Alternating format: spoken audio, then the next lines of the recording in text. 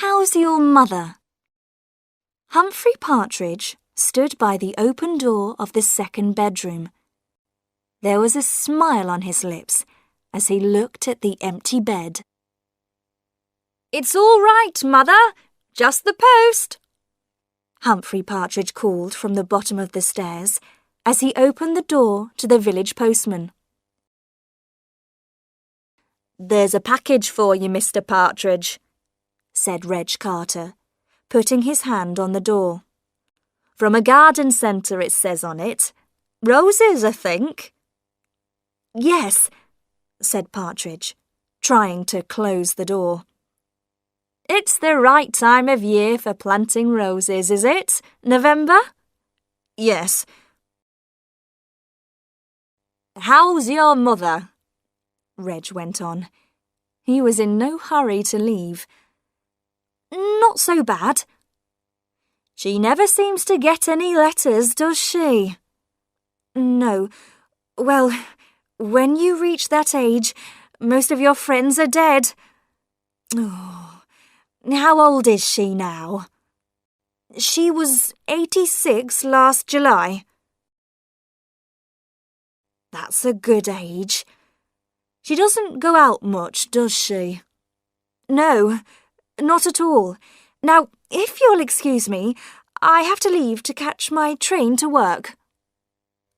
Partridge closed the door and called up the stairs. "Goodbye, Mother. I'm off to work." On his way to the station, he stopped at the village shop to get his newspaper. "Good morning," said Mr. Denton, the shopkeeper.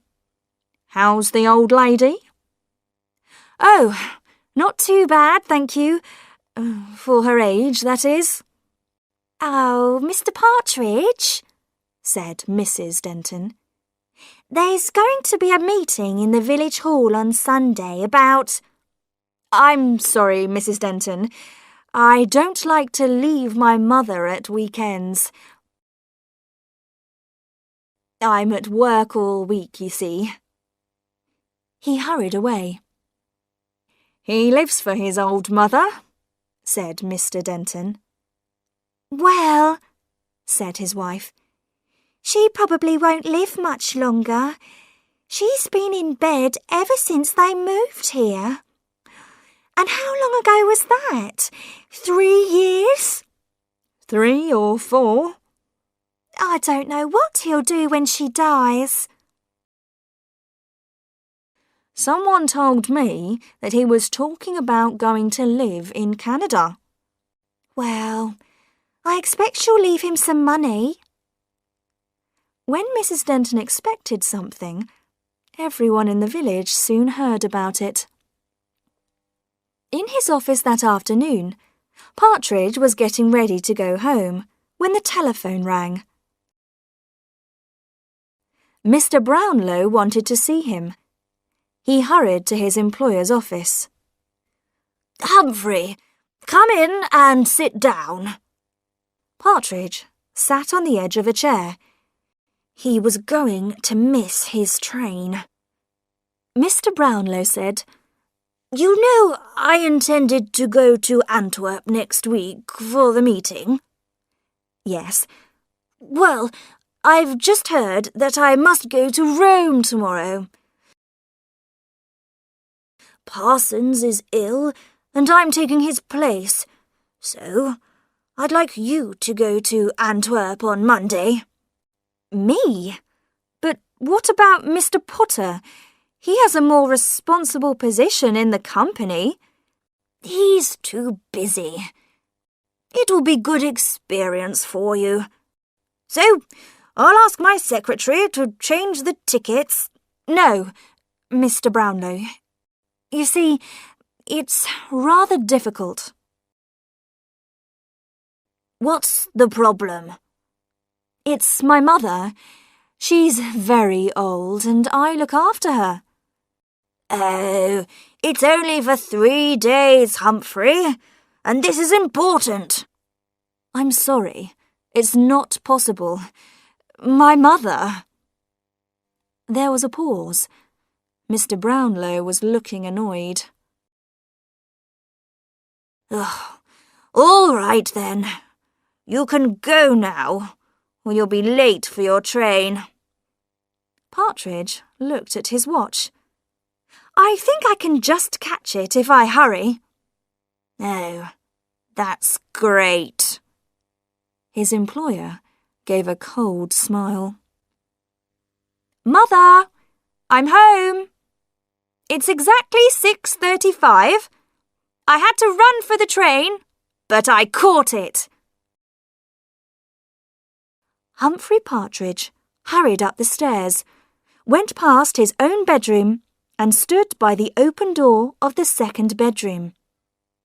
There was a smile on his lips as he looked at the empty bed. It was Monday morning, and Partridge was making his breakfast. He turned on his cooker and prepared to boil an egg. It was an old cooker, but it still worked well. He looked out of the kitchen window with satisfaction. During the weekend, he had dug the garden and planted all the roses. The doorbell rang. It was Reg Carter, the postman, with a big package in his hand. Sorry, I couldn't get this through the letterbox. Partridge could see that it contained more information about Canada. He would enjoy reading that on the train. Oh, and there's this letter too, but nothing for the old lady. Is she all right today? Fine, thank you. Partridge managed to shut the door behind the postman. He opened the letter. When he saw what was in it, he sat down at the bottom of the stairs, feeling weak with shock. He had won a large sum of money in a competition. You wanted to see me, Partridge? Yes, Mr. Brownlow. Well, be quick then. I've just flown back from Rome. I've come to tell you I'm leaving. You mean you want to leave the company? This is sudden. Yes, I'm going abroad, to Canada, with my mother. Well, you can go in a month. I need a month's notice. Is it possible for me to go sooner? Mr. Brownlow suddenly lost his temper. Yes, go today. Partridge got home before lunch, feeling pleased. He had telephoned a man who had agreed to sell the house for him, and he had completed the forms necessary for living in Canada. He opened his front door and called out, "Hello, Mother, I'm home." He stopped suddenly as he saw Reg Carter coming out of his kitchen. "Good God! What are you doing here?" I was passing the house and I saw the smoke. How did you get in? I had to break a window. I've called the police.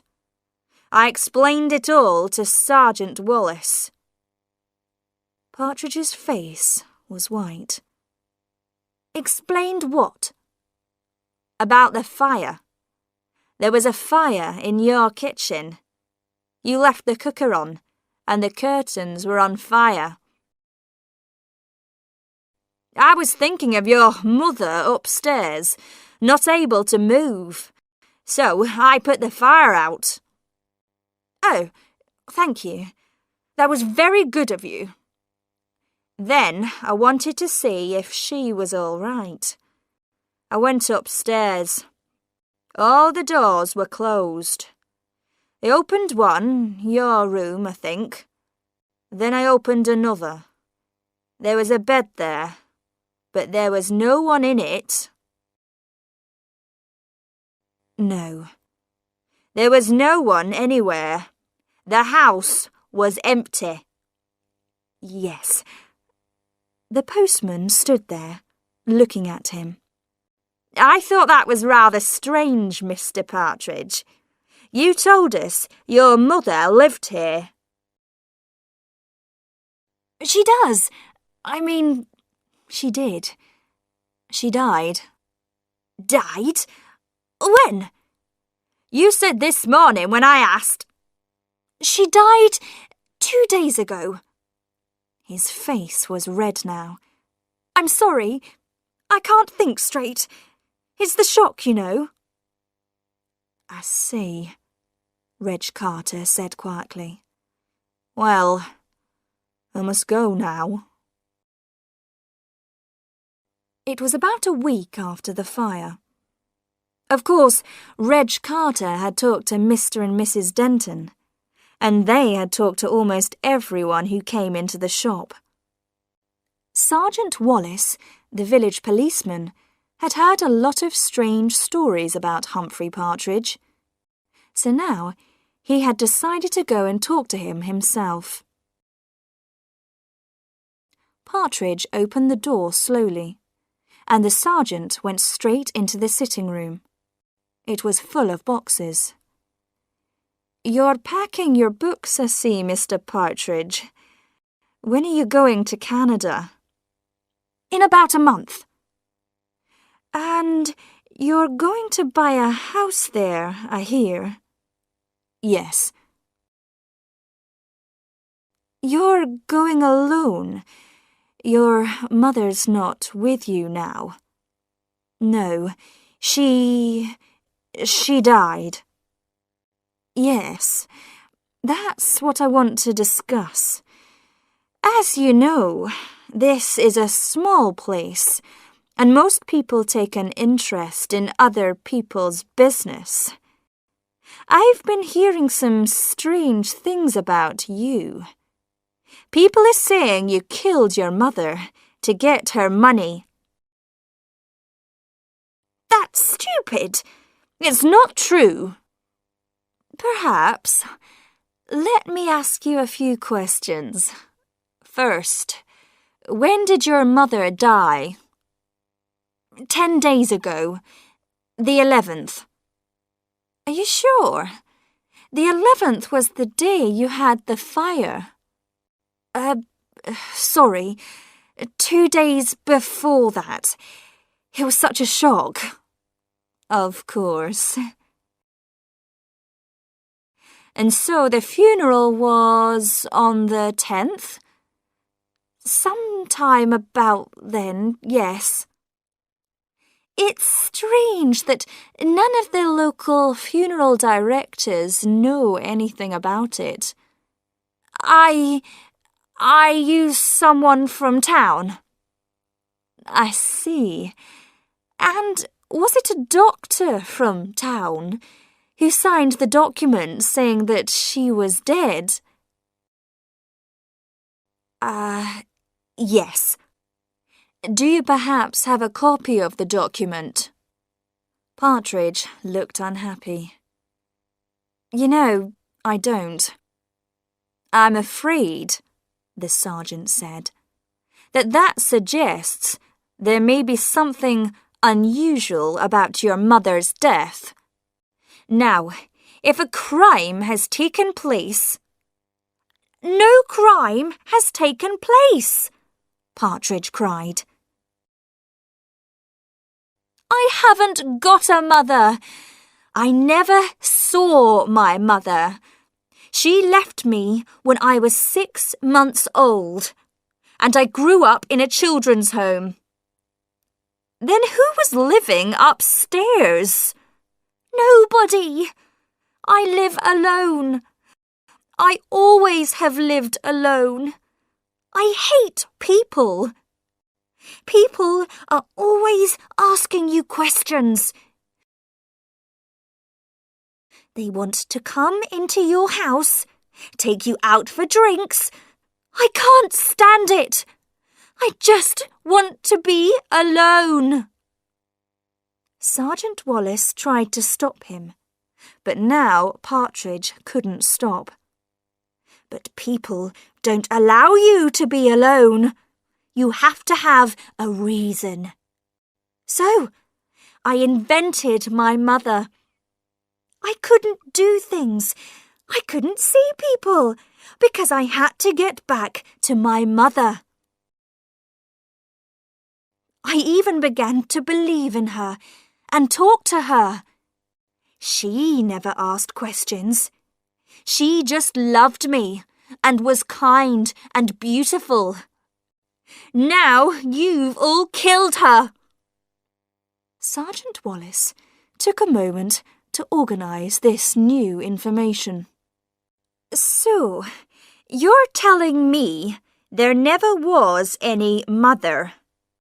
You didn't kill her because she wasn't here.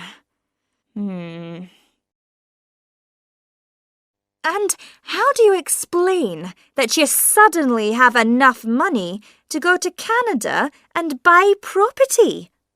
I won a competition. I got the letter on the morning of the fire.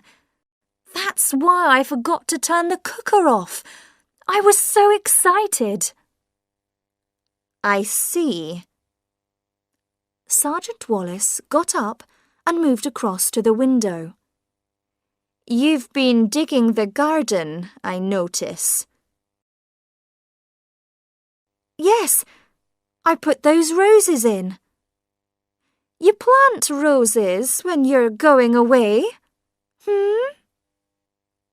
A few days later, there was exciting news in the village. Partridge had been put in prison, and the police had dug up his garden and taken up part of the floor in his house, but they hadn't found a body. Then the news came that he had been freed.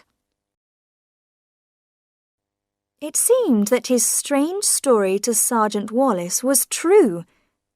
There had been no one else living in the house. He had won a large amount of money. And Partridge's mother was living in Liverpool and had been in trouble with the police on several occasions.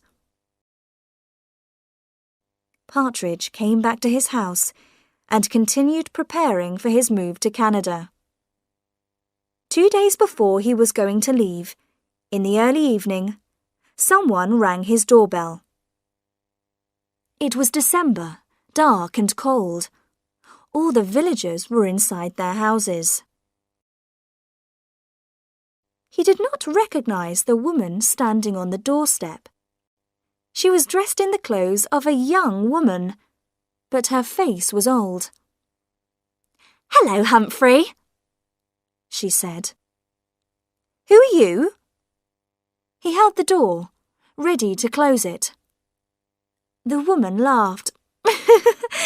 "No, I don't expect you to recognize me. You were very young when we last met." "You're not?" "Yes, I am. Don't you want to give your mother a kiss?" She pushed her painted face towards him, and Partridge stepped back into the hall. The woman followed him in. She looked at the packing cases. "Of course, you're going away. Canada, is it? I read about it in the paper. I read about the money too." "What do you want?" said Partridge. "I've just come to see my little boy. I was thinking perhaps you should help your poor old mother now." "You never did anything for me. You left me." "That was a long time ago. Now I want you to look after me in my old age. Why don't you take your old mother to Canada with you?" "But you aren't my mother," he spoke quietly. "Oh, yes, I am, Humphrey. My mother is beautiful and kind. She is nothing like you. You are not my mother. His hands were on her shoulders, shaking her. I'm your mother, Humphrey. She was laughing at him. His hands moved to her neck to stop her words. They became tighter and tighter as he shook her. He opened his hands, and the woman's body fell to the floor. Her mouth opened, and her false teeth dropped out. Next morning, Humphrey Partridge went to the police station to see Sergeant Wallace. "Good morning, Mr. Partridge. What can I do for you?" "Sergeant, about my mother. I just wanted to tell you that I did kill her." "Oh, yes. And then you buried her in the garden?" "Yes, I did." "Fine." "I'm telling you, I murdered someone," Partridge said. "Listen, Mr. Partridge," said the sergeant. "I'm very sorry about what happened, and you can have a little joke if you like. But now I have other things to do, so—" "You mean I can just go?" "Do, please." "To Canada?" "Anywhere you like." "All right then. I'll go." He left the police station. Outside, Humphrey Partridge took a deep breath of air and smiled. "Right, Mother. We're going to Canada," he said.